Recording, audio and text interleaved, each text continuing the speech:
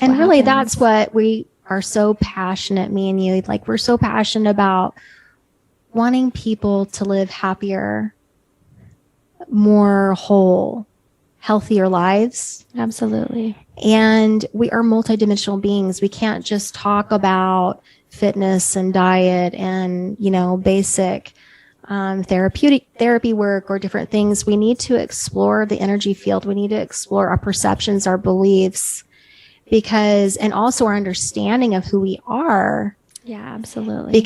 And really for us to be the healthiest, fullest expression of our divine self in form, we first and foremost need to remember who we really are. Absolutely. That we are the observer. We are not male or female. And that's a hard one for a lot of people to swallow, right? Because we're so identified with gender. We're so identified with our roles. We're so identified with our beliefs and our stories of our past, that this made me who I am. Yeah. Who is the I who is speaking? Who says this made me who I am? Who is the I? would like to talk to that I. Right. Because I'm curious who is driving your ship. Is it your higher self, your true you, who you really are? Or is it this idea you have in your head of the I? Yeah. And a lot of times when we over-identify with anything, we're taking ourselves into the physical space and not remembering who we truly are, which when we take a step back, connect to our heart center, we're more aware of that, and it brings that more into our remembrance. Yeah. And if you are distracted, let's say, and you're not centered in your heart, then you're not aligned, right? You're not aligned you're not fully aligned with that life force energy. You're not fully aligned to your higher self and that remembrance of who you are. So it creates imbalances, and imbalances lead to suffering. They do. Yes. Physically, emotionally, mentally, and spiritually. Yeah. And it's easy for us to kind of get stuck in that space of the suffering or the suffrage and all that heaviness, when in truth, our ancestors, our guides on the other side, they always bring in information about us finding joy, us finding happiness, us daring to live life, because that's what we came here to do. Yes. But it can be easy to get stuck. And growing up in a stricter community, that energy was not really okay. Yeah, it was pushed down so much. Yes. That anytime experiencing any kind of pleasure growing up, it was like a bad thing. And I remember, jumping into a marriage, and it's like, how do you navigate through this? It's so difficult. And I think that a lot of people experience that and they just don't talk about it. And I almost remember hearing this conversation with you and like feeling so aligned with it, but still feeling so torn. And so for those who are torn, like who are like, maybe even a little triggered by this conversation, is like, we hear you and we see you, and you're not alone, even though it can feel like so lonely at times. And I think that's the beauty of this life and of this journey, is that we're so much more, but we can still explore it and experience it. Absolutely. And it's not wrong. No. And it can be really hard to navigate through that. And so I'm curious to see your advice, or what you would give someone who is really in that space of discovery, or not in a healthy relationship with it. Yeah, it's interesting, because what happens when we suppress that energy?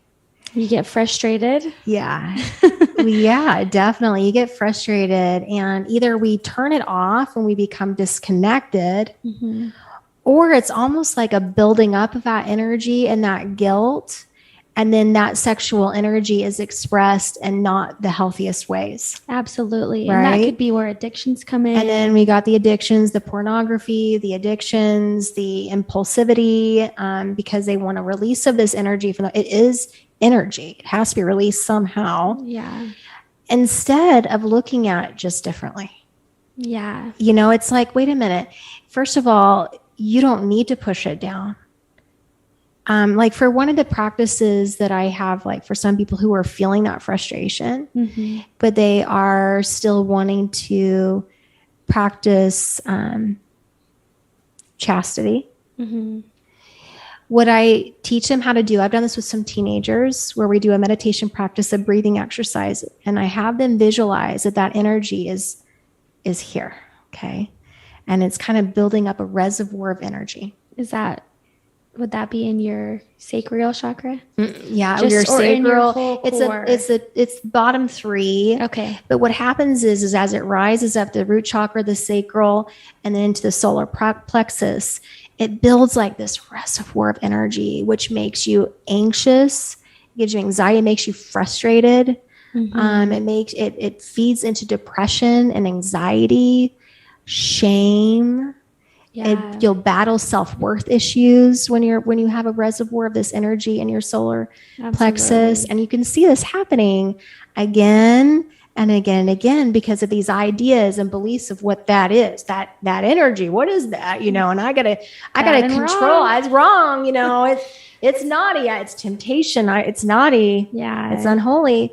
And so what I'll do with them is I'll say, okay, now what I want you to visualize is using the in-breath and drawing this energy up into your heart and exhaling it out of your heart space. And at first they'll be like,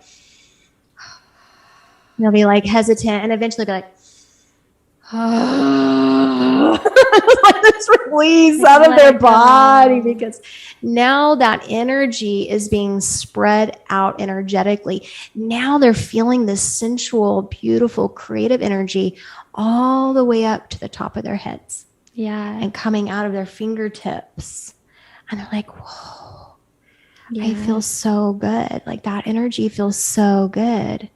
And it's because that is life force energy moving up the body, into the brain, out of the limbs, through the heart, the lungs, the organs. It's able to spread out and to move in a way that it's supposed to spread out.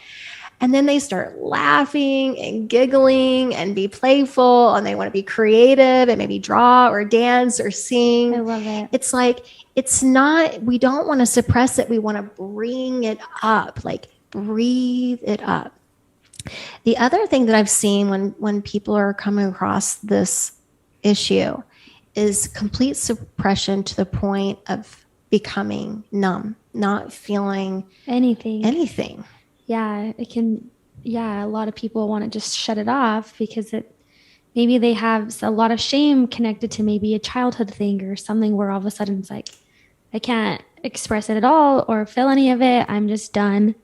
And then it creates this numbness, this almost like this sadness or this negative expression to something that can be so beautiful. Yeah, because that sacral chakra that is also so part of that cultivation of the sexual energy is also our creative energy, but it's also our emotional self. It's the emotions. It's that which provides pleasure to fill our cup, to rejuvenate us. Think about water going into a cup, right?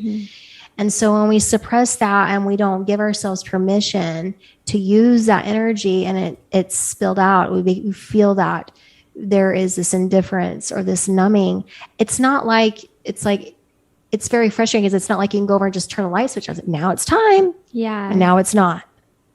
Now it's time. Now it's not. That's not the way life force energy works. It's in all things all the time. Even if you don't feel it, it's still there. And I would really recommend first working with people with shifting their perception of what sexual energy is first. It's kind of like a healing in itself. Yeah. Because, and I'm sure it's also a generational healing issue. It's usually not just that person. It's usually a multi-generational issue of either suppression or acting out in ways that are inappropriate, or the suppression of that energy and then all of a sudden explosion. It's like that pendulum that we were talking about before. It's like either this way or that way. And it's because of what we believe that is. Okay. So I think that is the first step, is just shifting the beliefs or shifting the story. Absolutely. And then start visualizing this energy rising in your root chakra. And it's like a warm fire just igniting your belly and igniting your stomach and your heart and igniting your mind. And knowing that what's so amazing about a heart-centered life, the core of a heart-centered life, is this connection, right? It's this opportunity to understand that you are in relationship to all things. You're not just in relationship to your beloved, but you're in relationship to life itself, to yourself, to your creator, to all living things. So the sexual act with your beloved is an opportunity of deeper connection, of deeper communication and understanding, because communication is not just words. Yeah. It is a feeling, and being in that intuitive space where you're really dropping into the feeling space. It's a way for you to feel into the energy of your beloved and to feel into where they're at, ways that you can support them and love them. And so it's such a beautiful, beautiful opportunity. And